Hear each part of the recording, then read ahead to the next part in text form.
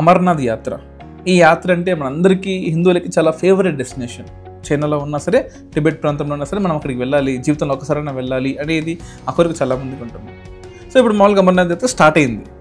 ఇప్పుడు already operation Sindoor జరిగిన తర్వాత మనకున్న టెన్షన్స్, లేకపోతే చైనా పాకిస్తాన్ వాడు ఎప్పుడు ఏం చేస్తారో తెలియదు కదా. సో మనల్ని మనం కాపాడుకోవడానికి ఆ ప్రదేశాలలో lieutenant governor of Jammu Kashmir Manoj Sinha గారు ఈ పహల్గాము ఈ ప్రాంతాలలో, అలాగే అమర్నాథ్ యాత్ర జరిగే ప్రాంతాలలో నో ఫ్లైన్ జోన్గా పెట్టారు. అంటే అక్కడ డ్రోన్స్ వెళ్ళకూడదు, హెలికాప్టర్స్ వెళ్ళకూడదు, ఏరోప్లేన్స్ వెళ్ళకూడదు, అన్మాన్డ్ ఏరియల్ వెహికల్స్ ఏవైతే ఉన్నాయో వెళ్ళకూడదు. బెలూన్స్, మనకు బెలూన్స్ అంటే మన మామూలు బుడగలు కాదండి, సర్వేలెన్స్ బెలూన్స్ ఉంటాయి. గూగుల్ వాడిది లూమ్ అని చెప్పేసి లైడర్ యాక్టివిటీతో సిగ్నల్ పంపించడానికి కావాల్సిన గూగుల్ బెలూన్స్ కావచ్చు, ఇటువంటివన్నీ కూడా ప్రస్తుతానికి టెంపరీగా బ్యాన్ చేశారు. పిలిగ్రమేజీ అంటే మన యాత్రికుల సురక్ష కోసం చేశారు.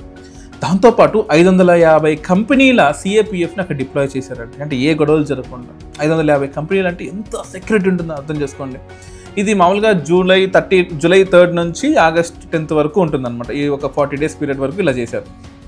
ఇప్పుడు ఎందుకు ఇలా చేశారు అంటే మనకు ఒక స్టాండర్డ్ ఆపరేటింగ్ ప్రొసీజర్ అంటారండి. అంటే ఏదైనా ఒక ప్రాబ్లం జరగబోతుందో లేకపోతే జరగకూడదని మనం ఇలా స్టాండర్డ్ ఆపరేషన్ ప్రొసీజర్ అని మనం చేస్తామన్నమాట.